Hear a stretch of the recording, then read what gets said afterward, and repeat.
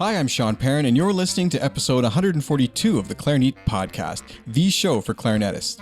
On today's episode, I'm joined by Susanna Klein, who is a professional violinist and practice researcher. She's also the author of a new practice workbook called Practizma.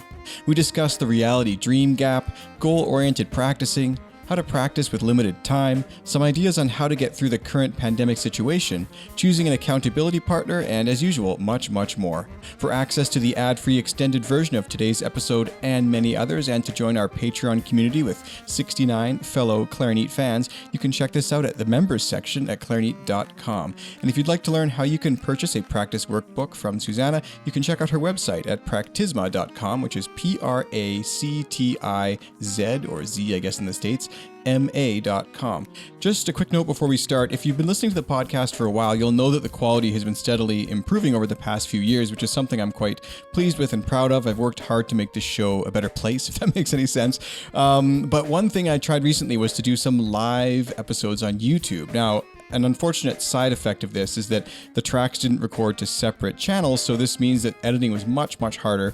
Brian's been doing an amazing job for us, but this was just not something that really is salvageable. So we're talking over each other a fair bit, which is just a part of what naturally happens, but can usually be edited out, and the audio quality is just not quite as good. So this is the first of about 6 or 7 episodes that were live on YouTube, but I can assure you that no more will be like this. Although it was fun to do, it's not producing the quality that I would have hoped for, so please bear with me over the next few episodes and just take these for what they're worth. You can also check them out on YouTube if you want to watch the video versions unedited of these very same episodes. I'd also like to take a quick moment to thank our sponsors. Imagine a reed that offers complex performance and sound but is washable, recyclable, consistent, doesn't require moistening, and lasts for months instead of days. It's all possible with Leger Reeds, the world's leading synthetic reed brand made right here in Canada. Leger reeds are used exclusively by some of the world's greatest clarinetists, including Eddie Daniels, Corrado Giuffretti, David Schifrin, and many others. And now it's your turn. Experience Leger reeds at your local music store or by heading to leger.com. That's legere.com. Also, don't forget they have their new European signature bass clarinet reed coming out very shortly here. So if you are a bass clarinetist and you're in the market for a new reed, be sure to check that out. We also have Encoda. It's a new app that lets you stream, practice, and perform tens of thousands of sheet music scores. It's kind of like Netflix or Spotify, but for sheet music. You can get a free trial today. Just search for Encoda on your device's app store. That's Encoda, Nkoda. And of course, also Bakun. You can take your playing to the next level with Bakun Musical Services. With 14-day trials, free shipping on eligible orders, and expert advice, you can be sure you're making the best choice for your musical needs.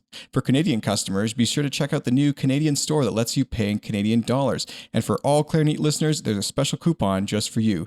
You can save 10% off your next purchase, and yes, that includes anything from mouthpieces all the way to custom clarinets, simply by using code Clarinet at checkout at bakunmusical.com. That's code Clarinet at bakunmusical.com. Susanna, I'll let you introduce yourself and tell me a little bit about this book, but I just want to say that this has found me at the perfect time because I think that, we're all in isolation right now, and I'm just about done my office. And just yesterday, as I was cleaning, I thought, what am I going to do when this is all done? Like I've now reached a point where I'm going to have to get better at my instruments because my space is so clean. There's no more excuses. I got to organize my junk drawer. So let's just start off. You're not a clarinet player, so we got to get to know who you are on the podcast here. I'm not a clarinet player, but I'm married to one, so that's a close second. I'm sorry to hear that. No, which is how I knew about your podcast. That's right. No, I'm a violinist. I live in Richmond, Virginia. I teach at a university called Virginia Commonwealth University. I've done various things, played symphony stuff full-time, taught full-time, done, like most people, a little bit of this, a little bit of that, kind of cobbling it all together. And sort of my new, accidental passion, I guess, is, working on practice and practice psychology and kind of the practice space, which I think was always important to me personally, but I didn't really get that it resonated with other people until I started doing some projects, and then people sort of accidentally asked me for, you're doing this with your class, or you're doing this with your studio. Can I borrow some of that? Can you send me some of those Google Docs, or can you send me some of that stuff? And then I started thinking wait, is this the kind of thing that could be important to other people? And so I've sort of accidentally found myself here. And the fact that the journal came out right before Christmas, Thanksgiving last year. And I mean, this is sort of accidental, right? That now we are in this time of just gluttony of time for most people, for most musicians, but no deadlines, no structure, no sense of time really within our own work. And I think, that's just serendipity that the journal kind of addresses some of those things by giving little piecemeal, this week, do this, next week, do that. But I didn't write it for coronavirus time. That was just completely accidental. The book is kind of the result of, 8 or 9 years of journaling with my students in the studio. When it came time to really get serious and choose what I thought were some of my best prompts that could also apply to all instruments, that was sort of important. It's 16 weeks, which I know is kind of long. And having actually tried to do 16 weeks in a row myself, I'm ashamed to admit I fall off the bandwagon. I have to take a week off every once in a while because I just can't deal with like the steadiness of it. But the idea was that's a long stretch of time, slightly longer than a semester, is to really build some new habits in practice. And we know from like habit research that this, building new habits takes a while. And like 16 weeks is about kind of, where that stands, give or take. So the book has kind of 4 main components always. One is for every week, it has a reflection prompt. That's a question, writing something down about music. They're pretty open-ended, different ones. I try to have different styles. One is an action prompt. Go do something to learn. Go play for somebody else. Learn a different way, score study, do mental practice. Goal setting. So every week there's some goal setting. What are kind of your big goals for the week? I ask people to choose a process goal and what I call a big dive goal, like something you want to change in your playing, you want to make a big dent into, and something that you want to change about your process. Because if we change our process, right, we get different outcomes as opposed to just practicing more. And then, of course, there's space to kind of write however much you want about, keeping track of practice. And some people write a lot and are very detailed. Oh, I worked on these measures and for this long, I used the metronome or whatever. And some people just are once over lightly. But I have these little acronyms to just keep track of certain things, inspired kind of by bullet journaling. But like M is for when I use the metronome, T is for when I use the tuner, P is for pain, if you had any pain, because I think that's really important to keep track of. What are my other ones? And that's just physical pain, not mental pain of the practice. We always feel mental pain, that you don't even have to keep track of that. Yeah. AR, if you recorded yourself audio. VR, if you recorded yourself video. Yeah, and that's it. So that you're keeping track of, good habits that you're having rather than this is how I sounded. So that's how I kind of meant for it to be laid out. But everybody uses it in a different way. And then next week, it just kind of repeats. Different prompts, but, trying to play on a different strength or a different balancing of emotion, usually, actually. Mm-hmm. But the format is kind of the same. So there are 4 pages for each week. Well, for those watching, I know you can't hear this later on the podcast, but I just wanted to show you kind of what these pages look like. And it's really interesting because a few years ago, actually, when I was teaching a lot, I had a similar concept. I had this sort of book that I would give students. I would make them use it. That's why I found when you sent me this, I was actually super interested in it because I had a fledgling idea like this, but nowhere near taken as far and nowhere close to this sort of level of annotation and concept. Well, you're seeing it after like 9 years, right? So my students all had like the ugly version of that, like the PDF spiral bound. Do you know what I mean? And then it developed over the years. In the beginning, I just did reflection prompts. And then I started doing action prompts. And then I did every other. So that's why you'll see in the beginning of the book, it's kind of dedicated to my students because they really helped me understand what is meaningful and what is not just meaningful, actually, but actually stupid. I had some prompts pretty early on that were like, record an hour of your practice. Sit down, transcribe it, write down what you learned. I mean, that's crushing. Like that's not joyous at all. That might be very highly efficient, but that's really not a great way to go. So they over the years, kind of, I learned through them, oh, wow, this had a big influence on a student, or this was just a tiny little thing, like just to give somebody a prompt, like record yourself, but only pay attention to dynamics. And nothing can be more than 12 bars or something, or 16. I guess I should make it even. You know, that if you guide it in the right way, people will enjoy the work much more. They'll get a lot more out of it, and they'll still be getting a lot done, but they won't be crushed under the weight of it. Well, I think something like this, a structure is important. And I wanted to ask you if you feel that any people should be or are using this as kind of a teaching tool in their studios for all of their students to have. Because what I used to do, I'm not teaching that much anymore, to be honest. And when I am, it's usually a little bit older kids. But I was using my little books, and I would have everyone write down a goal for each semester. Like by the end of the semester, you had to perform, X piece, or maybe you had to record a duet with me or with yourself and learn how to use the software or something like that. And I found that not only was this more encouraging for me as the teacher to know kind of what each student's goal was, but it also helped keep the student on track. Because if you just come to lesson every week, you get your lesson, you go home and you go back to World of Warcraft and soccer and every other 10,000 activities kids have these days, it's hard to stay focused on your music. So have you found that this is something that people should be using or are using? Yes. Or There are teachers, there are teachers who've just adopted it for the whole studio. And they're like, okay, the whole studio is doing it. Some of them are sharing that work, like in masterclass. You know what I mean? Where there's a kind of sharing, and some are not. It's just a private kind of thing, and it gives the students some structure. So that's definitely happened. I think some teachers are also using some of the prompts individually. For now that we've transitioned to online, and it looks like in the fall, right, most music schools, I think, are going to be online again or have a heavy online component.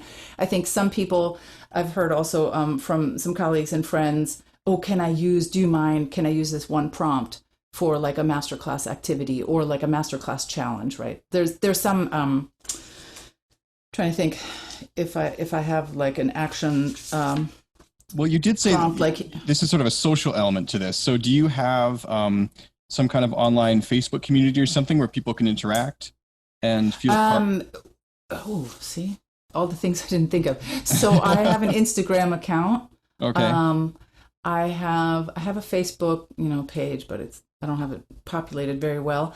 I did put in the book. No one's done it, but people do post about the book, but they don't use. I meant originally, I was like, oh, if you want to share, you can use my Practizma as a hashtag. Oh, like a hashtag, yeah. Yeah, but I haven't seen any, so I don't know what that means. But people do will tag me, or will just tag at Practizma. Do you know what I mean? And some of them are quite public about their work, other ones more private or whatever. But anyway, but I was going to read you like one. So this might be a thing that like a teacher, I haven't heard of this particular one being adopted, but this could work for like a masterclass setting for a challenge, right? It's called Foformance. So this is an action prompt, week 9, if anyone's interested. Arrange a mini performance for playing for an audience. In other words, a minimum of 2 people, but the more the merrier, in a large room or hall. Obviously now Zoom. Yeah. Your goal is no stopping, no self-deprecating, no apologizing. Put your performing hat on all the way. Concentrate on what you can control from your previous week's list. So it's following up on another prompt, but practice your acting. In other words, looking like a performer, your breathing, your physical language, everything you need for the stage. Get into a hall if you can, because this will help you. This will help make it feel real. Afterwards, tell your audience what you were trying to do. Ask them, did this feel like a real performance to you?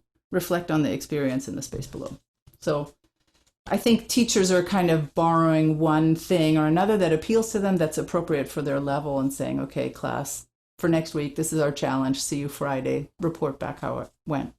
It's like you can read my mind, because that Foformance was one I was actually going to explicitly talk to you about a little bit, because I love that concept. And, it's so funny because I have this is a little bit maybe stupider, but I have this concept that I tell young kids. I call it the practice gnome. And you want to just pretend that across the room in the corner, there's this little gnome that has to write down everything that you do. And then afterwards it shows it to you to ask if it was right. And so, I mean, if you're playing everything mezzo forte, that's brilliant. He's going to go, well, I don't know. He doesn't have the score, right? He just has to write down what he hears. And he's always perfect. A teacher in graduate school used to say to me, you have to put your ears out in the back of the hall And Yeah. you have to pretend that you're hearing yourself from far away rather than like right here. So there are performing actions in there, there's some challenges like that, but there are a lot of other ones like mental practice or, score analysis or practicing a different way or record yourself every day 2 times, before and after. I tried to get a mix of things, again, kind of going with the theme that practicing. Okay, now this is my own sort of personal view of the world, I guess, or of practicing, is that I feel like practicing is sort of the quintessential activity of balancing or regulating our emotions. Like this is what I really feel like the value is of it. And in society we have terms for it. We call them virtues, right? So patience is like having the strength to wait. Well, we need that for practicing for sure, right? Or being steadfast, being open-minded, taming your ego, being self-critical, right, which we need, or being brazen or courage, which we also need. Like we have all these things. When we practice, we have to do all of them. Not at the same time, but, kind of in succession. And so like my action prompts, the variety of what I chose, I just tried to get different ones that would call on a certain thing. Like I didn't say, today you're developing curiosity, but you probably saw there's some that are written in such a way so as to promote curiosity, right? To kind of build that strength out a little bit. And then there are others that have to do with courage. There are others that have to do with, being optimistic or being steadfast kind of thing. Because I feel like I think what is difficult about practice, besides being such a long arc for where we don't see, it's actually perfect, this picture right now. So my arm is like going out of the picture. Like that's what's really difficult about practice, right? Is that the goal you can't see the arrival. And the arrival is always moving. But besides that, it's just that you're dealing with yourself and your emotions and all the time. And great practice necessitates you being slightly uncomfortable. I like that. And, I love at the beginning of the book too, when you talk about, I think the term you use is the reality dream gap. And I found this so interesting because I also believe that one of the hardest parts about being a musician is finding joy in the journey and realizing that there is no destination. And that's something that goes for someone all the way from Glenn Gould to a very beginning student. And you don't realize it because when you're on the journey and you're, moving around, the horizon's always the same distance, no matter how far you've traveled, right? And I think that philosophy comes from a book called The Practicing Mind, which you may have also I have not read it, but now I'm going to. Yeah, very good book. I listened to a podcast episode of yours where you had some book recommendations, and I've already digested 2 of them. So. Oh, really? I don't remember doing that. Maybe it was I've been meaning to do something like that for a while, but maybe I should check. I might have already done it. Yeah, I can't remember who you were talking to, but it was you were talking more about sort of podcasting and being an entrepreneur, being in business for yourself, like that part of it or whatever. So anyway. But can you tell me a bit about this whole reality dream gap? Because this is something that I experienced, this frustration to practice. And you say in here too, it's something that really resonated with me because I feel this so much lately. Like, honestly, people who've been following the podcast for a while, they know my life has changed since I started this show. Like I used to be a relatively recent music grad, just starting out my career, looking for kind of an interesting opportunity. And then I had a bad hand injury and like I moved several times and now we have a kid. Like I don't have the same kind of time that I used to have, for example, And so coming to practice feels like something that I have to do for myself. But yet there's often such a what's the word, like a discouragement or almost resentment towards needing to sit down and work on these things. Because you can't be your ideal musician self? Like, is that probably? I think that, I sit down with the guitar, for example, because that's what I'm going to be using this book for. But, I sit down and I have these ideas in my head and I can't get them into my guitar. And so then you have to go back and slog through 3 months of arpeggios and before you can realize your idea. And that's hard.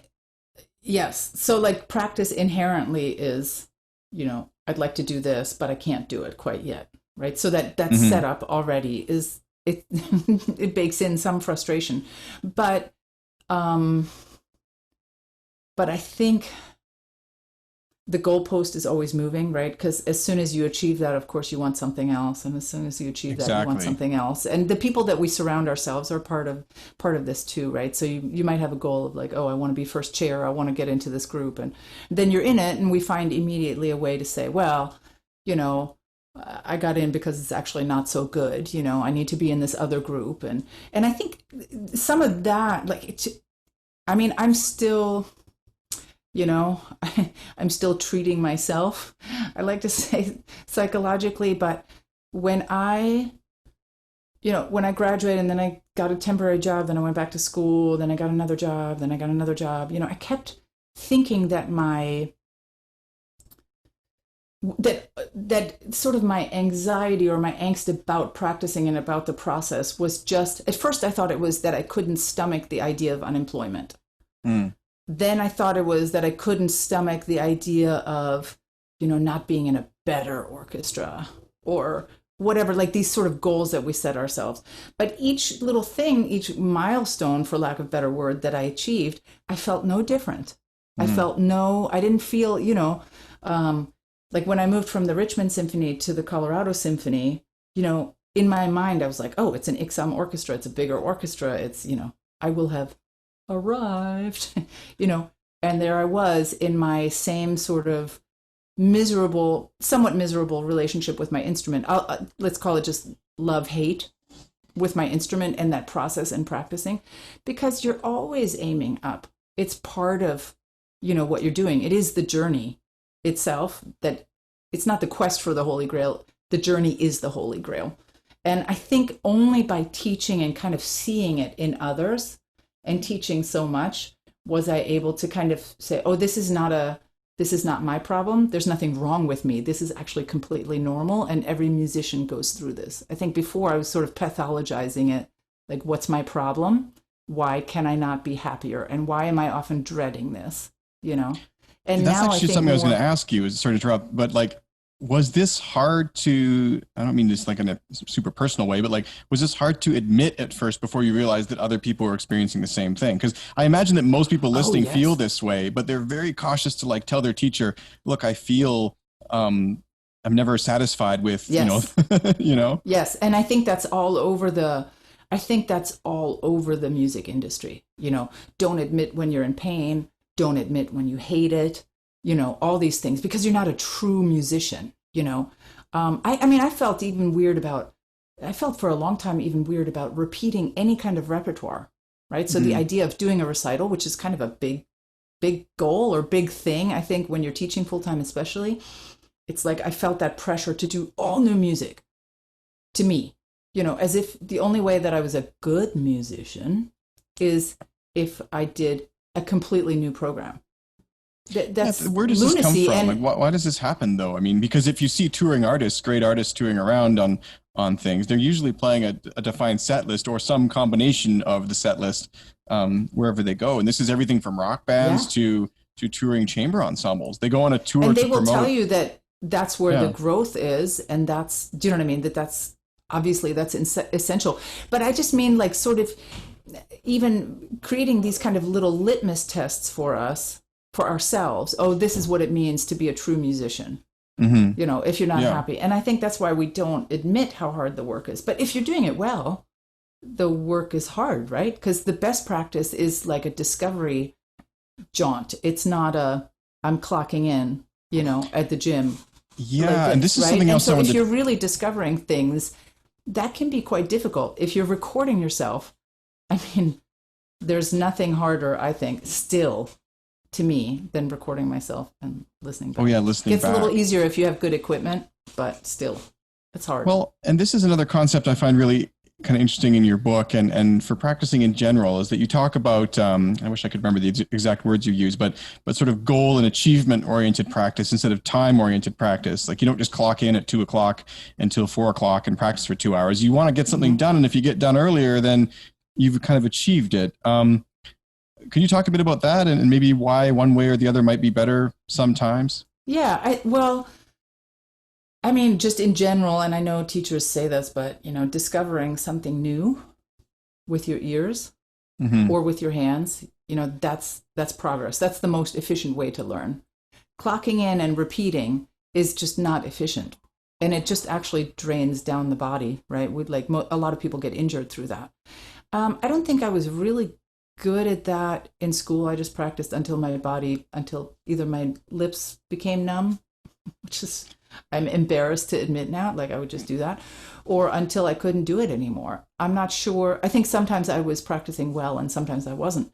Once I had kids and like a full-time teaching job and other things, I did become more and more efficient, and more goal-oriented. And then really, by doing this work with my students, I started applying this to myself, right? Like, okay, this week, spend 15 minutes of every day mentally practicing. You know, you can do more than 15, but you have to do those minimum 15.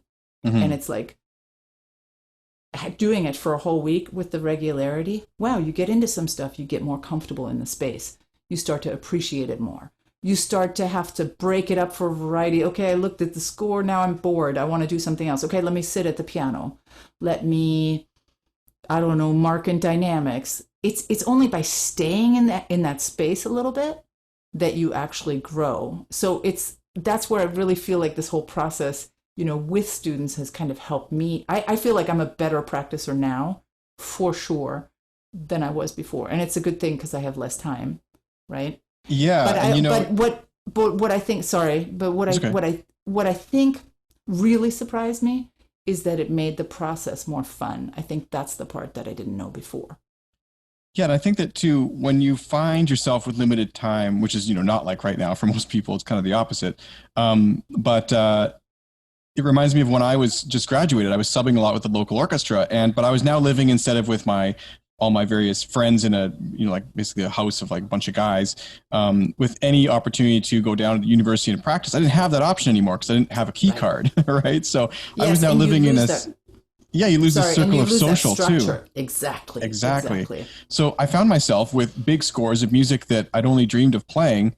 And now I was subbing with a professional orchestra, and I found myself in my little apartment, and I'm also a night owl. So it'd be like 11 o'clock at night, and I can't just bust out my clarinet and start practicing. So I was like, how am I going to learn these pieces?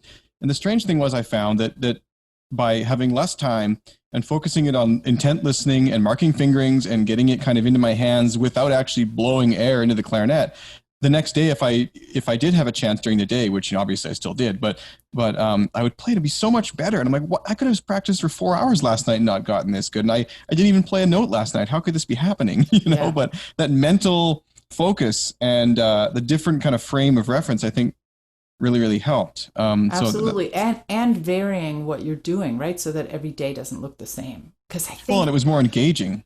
Yeah. Yes, engaging the brain, not just practicing with the fingers or in your case, the lungs. Yeah.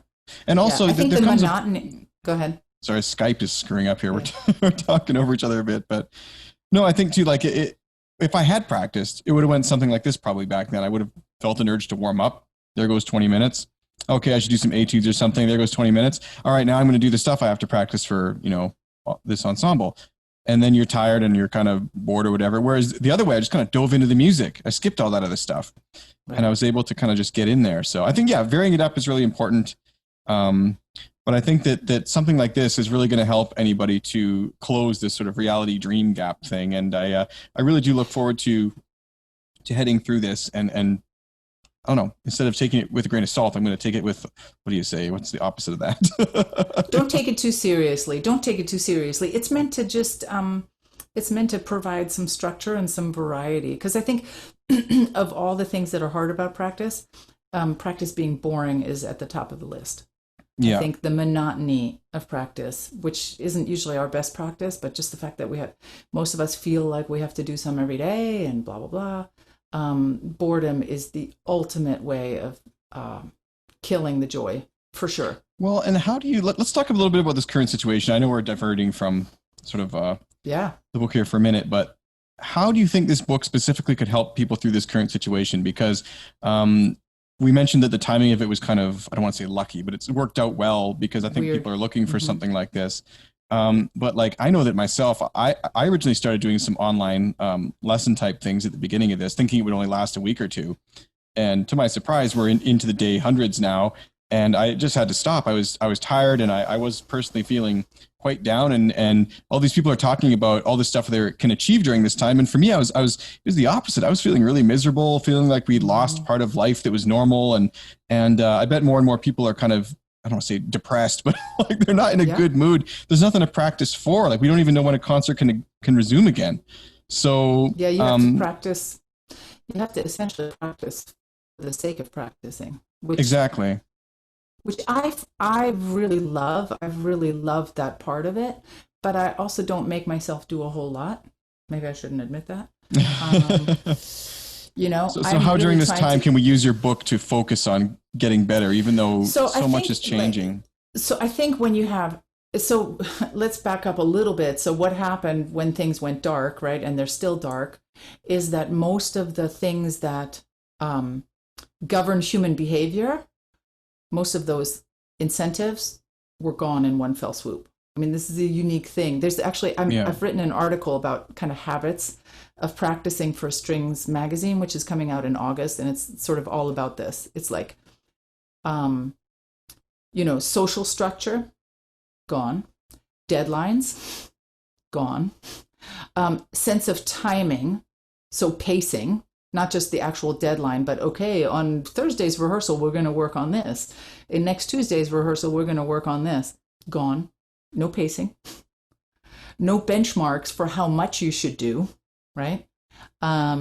Like a lot of things have just completely disappeared. So I think that's very disorienting to people in space.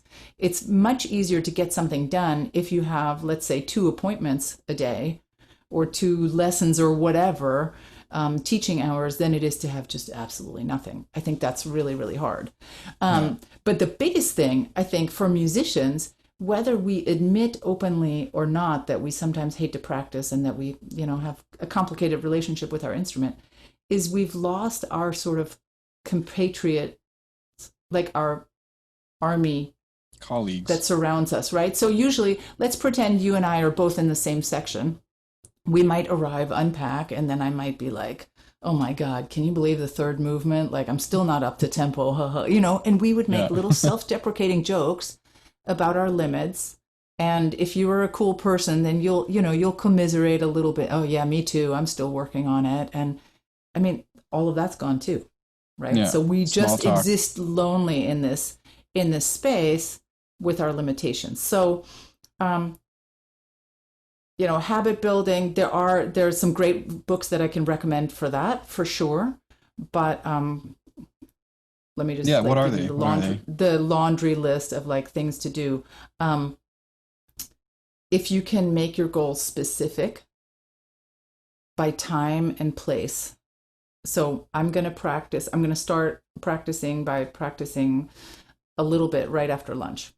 Or whether it's 1:00 or you're saying just after lunch or before dinner, but you're attaching it to something that already happens in this room or in these 2 rooms or whatever. And start small. If you're really out there floating with no habits or no regularity, aim for what you can do at a minimum, but that is regular. So half hour every day or hour every day. Not like I'm going to practice 5 hours a day and I'm going to learn all these pieces, et cetera, et cetera. Keep your expectations somewhere between overwhelming and super boring.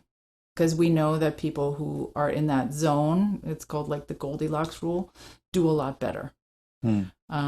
So, like for me, it would be, I want to work on the Chaconne and the Tchaikovsky concerto this summer. Not a good idea. Without my structure and like lessons and somewhere to go, probably not going to happen, but, aiming below that. Being accountable to one other person, and probably 1 is a good number, actually, not more than 1, works wonders. Like I've had students. Can you expand on that? What do you mean by accountable? Like you're meeting with someone online or like? You can meet, right? So in the spring, when we were really flailing and it was very sudden, my students got very disoriented and depressed and anxious, as you can imagine. And so they made practice dates with another student online in Zoom. They would just meet in Zoom, audio off, muted, and practice. Like a practice date which is actually Yeah. possible because you can mute yourself. I think sometimes they would kill video, sometimes they would open it, and usually then they would talk, or maybe one, after a while, there would be trust and one would play for another. But just that single being accountable to one other person and time specific is miraculous. That's a really big deal. It shouldn't be accountable to, not like accountable to social media. I'm going to post every day. I mean, unless that's your thing and you're already in the space and you're used to it. But people on social media are not going to come find you when you don't post. Yeah. Right? So if you're like, oh, I'm doing a 100-day challenge, that's great. That's 100 days is a long time, by the way. But that's great. But if you reach day 14 and you don't post, it's very unlikely that somebody's going to text you and be like, hey, I'm missing your, day 13. Where is it?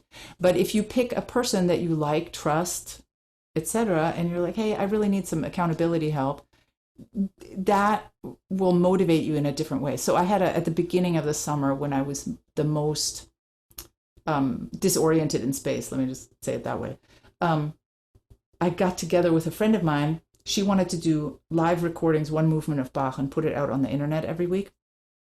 And she wanted to run some files by, hey, can I run my recordings by you, whatever, just for some feedback, every week. I was like, sure.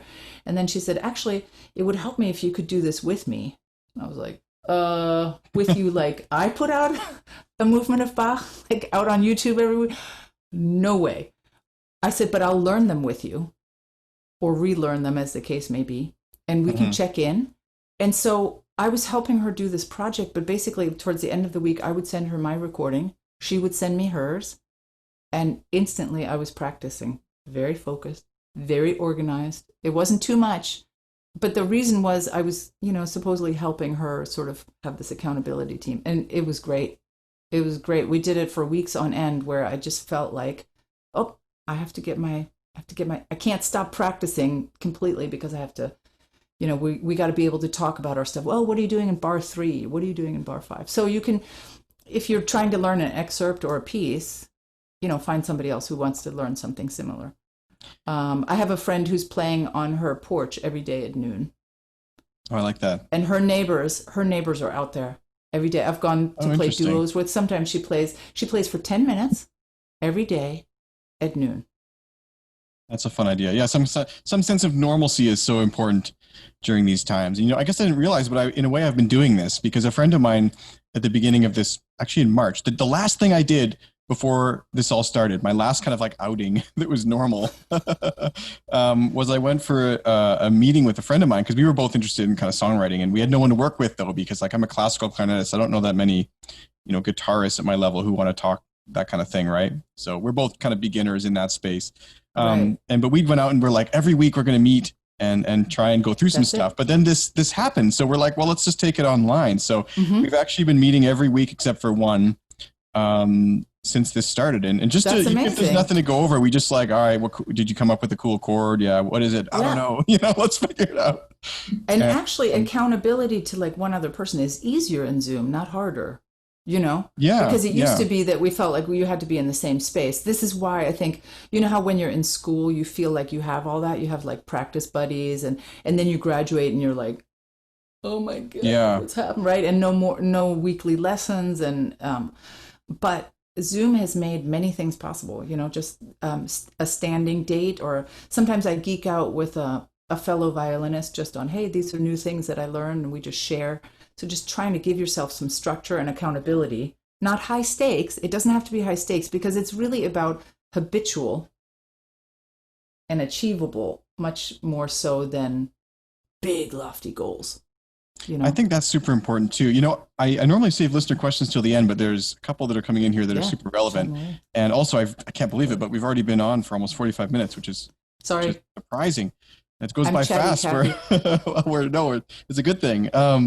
So, Michael, I feel like we might have just answered your question, but he's asking, what can we do to engage and encourage young players during this time? And I feel that although we kind of just answered it, young players face a specific set of challenges because socially things are so important for them. And they also, they have more difficulty, I think, suddenly adapting to this kind of craziness. I mean, one person was saying to me, okay, have you ever taken a course online? Have you ever, had to stay home completely? And basically everything we're going through. Now, have you ever had to do that at 8 years old? It's like, oh my God, no. And by the way, you're sharing your dad's laptop who works from home now too, so how can young players? So I think the younger the player is, I'm going to guess, although it works for any age, the more specific and small of a prompt you can give them. I'm assuming this is maybe from a teacher, this question.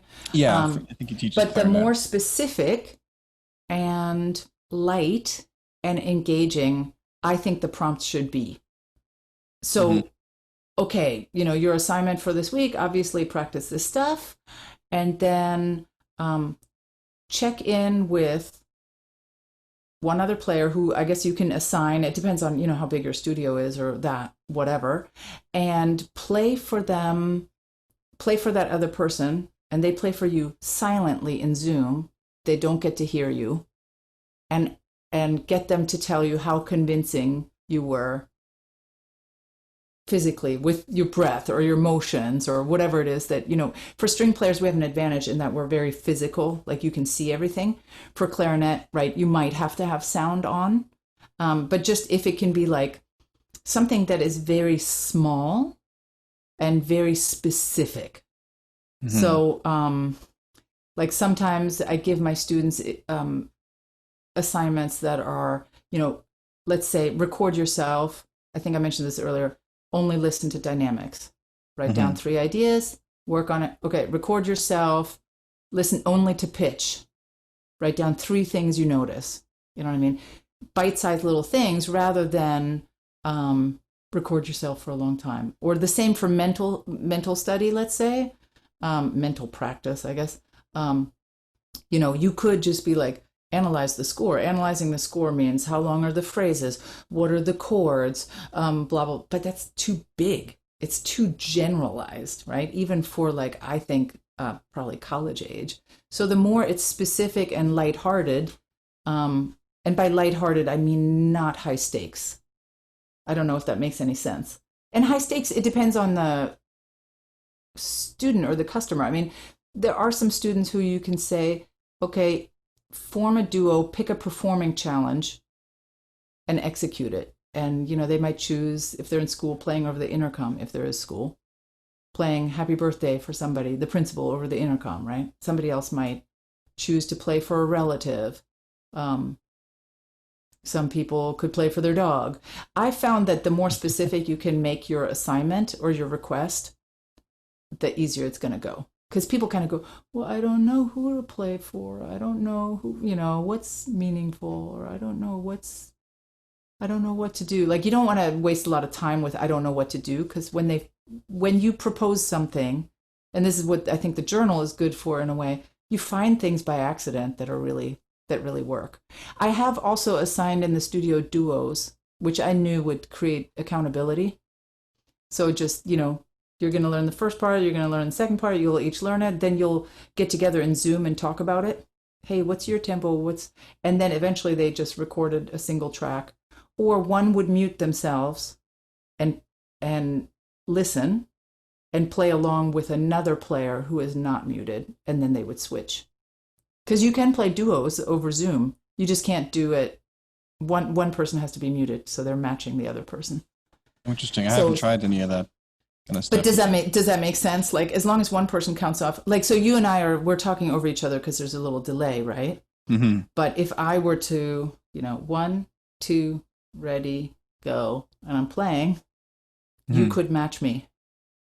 In my own space, it would sound like it was. In your own space. Yeah. You would sound together. And I wouldn't know the difference because, if you're muted, I can't hear. You wouldn't be bothered by it. I see what you're saying. Yeah. That's interesting. That's a way to get around it, I guess. And then you switch, or do games. I did a lot of studio games in the spring. That's mostly what we did with masterclass. So name that concerto bingo. I did a lot of that kind of stuff where, I started a few bars I started a few notes, and they have to try and guess the concerto with as few notes as possible. So I start with 2 notes, then Oh, 3 that's notes, then nice. 4 notes, and then the students would do the same. I would say, okay, well, you guys know some concertos.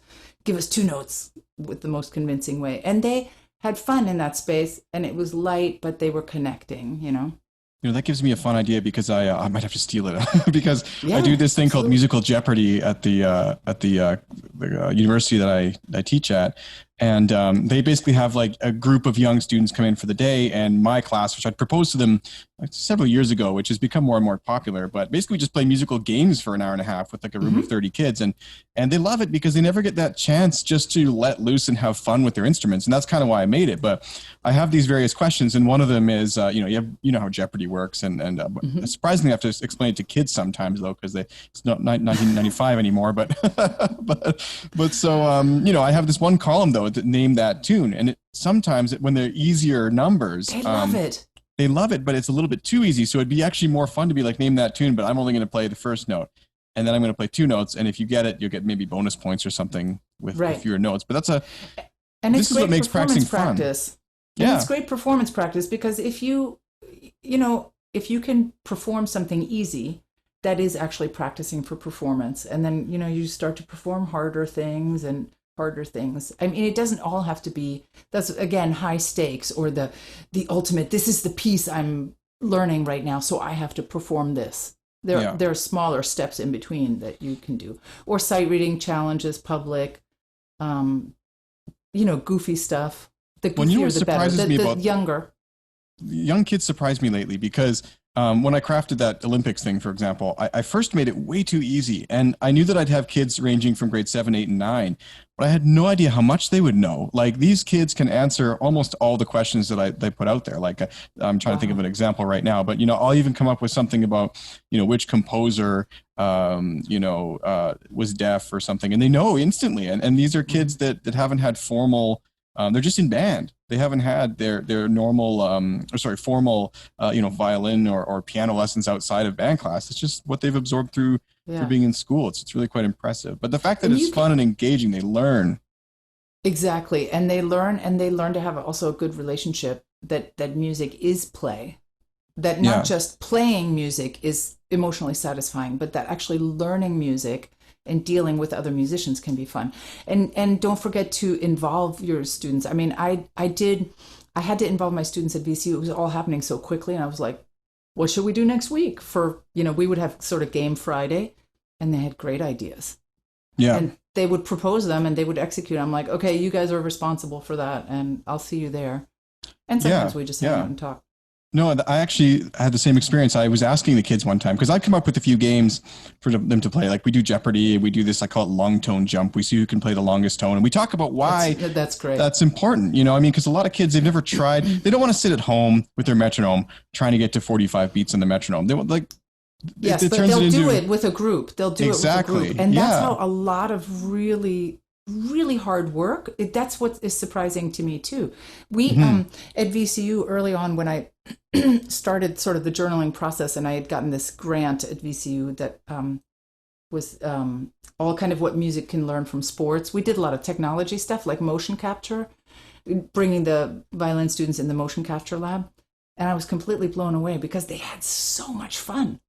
And Yeah. all that was different was that they were seeing themselves as stick figures on a computer screen instead of looking in the mirror. But I was asking them fundamentally the same very patient things about, bow angle and stature and, can you make your string crossing a little bit smoother right here? But they weren't bored.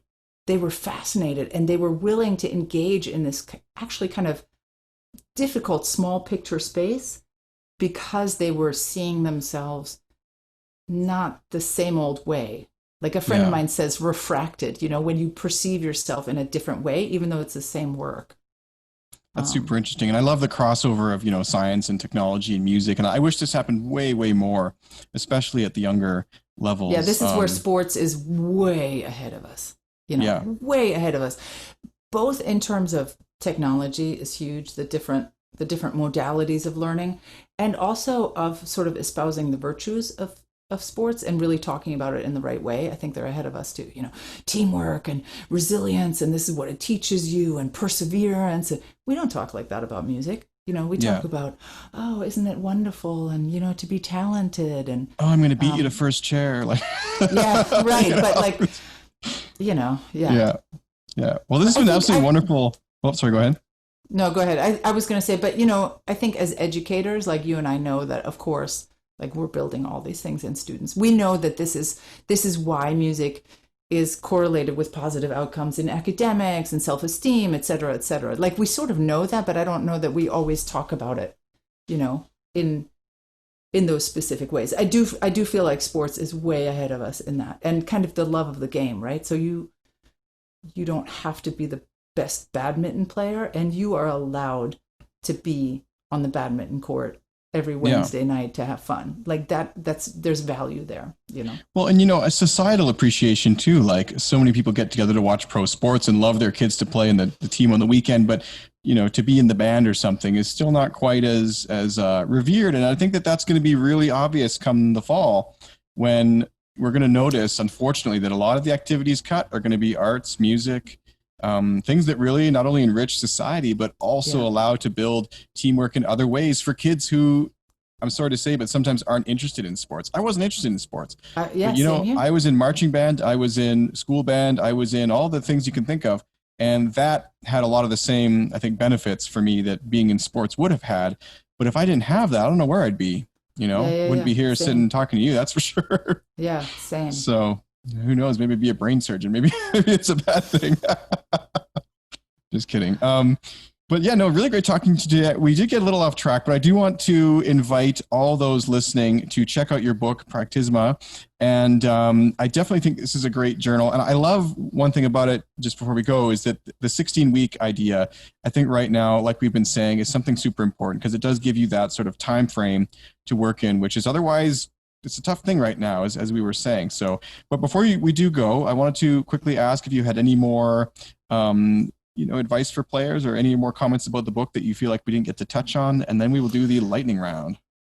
Be kind to yourself. That's my big one. Like be charitable towards yourself in this time. I think, I know the country is going through a lot, on many different levels, but I think for artists to be without, 80% of their usual process and trying to figure out how to have a meaningful relationship with their instrument, it will come. If you don't have it right now, if you're not having a great time, it will come. But be kind to yourself and be forgiving. And but do realize that I think regular practice, it does help it is so much of who you are. If you're listening to this, it's you're listening to it for a reason. It's part of who you are, and it is important. So like for me, I just try to work on the habit a little bit every day, because it's like my meditation, it does help me. I realize full well that I haven't solved any of the world's problems after I practice, but it does kind of, I am in that meditative space during that time when I'm doing it, whether I play any better or not.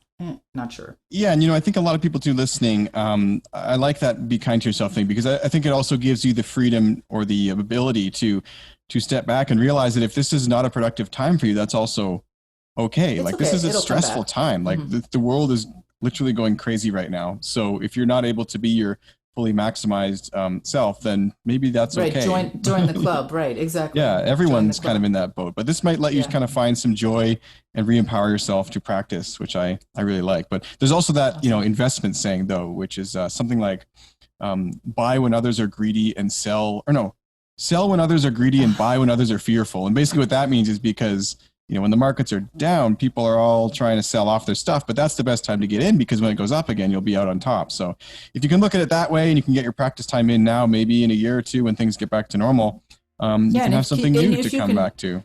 And if you can discover new things, right? So we have all this space, and we have mental space too. And if you can take that as a time for discovery, different ways of learning, I think that's good too.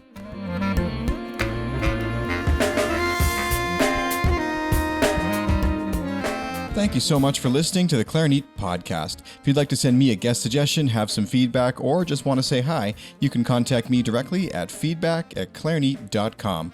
Head on over to the show notes for today's episode for a link on where you can buy your own Practizma practice journal and to learn more about Susanna, today's guest. Also, I just want to give a quick shout out to all of those who are supporting the show on Patreon, especially those who are contributing more than $10 a month, and we have quite a few of them now. We got Robert W., Jason S., Glenn K., David S., William L., Miguel D., Debbie A., Patty S., Josh N., and Karen D. Thank you so much for helping make the show possible. And if you'd like to get access to an ad-free extended version of the show yourself, you can do this for as little as $1 per month. Just go to clarinet.com and check out the Patreon members section to do this. You can unsubscribe anytime, and you can actually keep listening on your favorite podcast player. I even show you how. As soon as you sign up, I'll send you a quick video on how to add your extended editions straight to your iPod or Android device. Thank you also to our sponsors. We have Encoda. It's kind of like Netflix or Spotify, but for sheet music. You can check it out at nkoda.com. That's Encoda. And I want to thank Encoda for having supported the podcast, but this is the last episode they will be sponsoring. If you know of someone who might be interested in sponsoring the show, or maybe you have a business yourself that's relevant to clarinet players, please get in touch at feedback@clarinet.com. Also, a big thank you to Leger Reeds, and they're coming out with their new bass clarinet Leger European Signature Reed. And I expect this is going to be a really popular reed because their normal European Signature line has been quite popular. I believe actually almost all of their artists, if not all of them, are playing that reed, myself included. So I'm really looking forward to that getting out there. And also, they have a new reed case, kind of a portable, reusable reed case that fits all of their various types of reeds, and this will be coming, I believe, with every reed purchased in the fall, so you can check that out and learn more at their Instagram channel. I'd suggest following them at Leger Reeds. And we have Bakun Musical Services. You can save 10% on your next clarinet, mouthpiece, accessory, any purchase you like from the Bakun online store as a thank you for being a listener of the podcast. Simply use code clarinet at checkout at bakunmusical.com. And if you're shopping from Canada, you'll be thrilled to know that there's now pricing in Canadian dollars. Everyone else can shop at the global store, and again, don't forget to use the coupon Clarinet for 10% off at bakunmusical.com. Thank you so much, and I look forward to seeing you next time on the Clarinet Podcast, the show for clarinetists.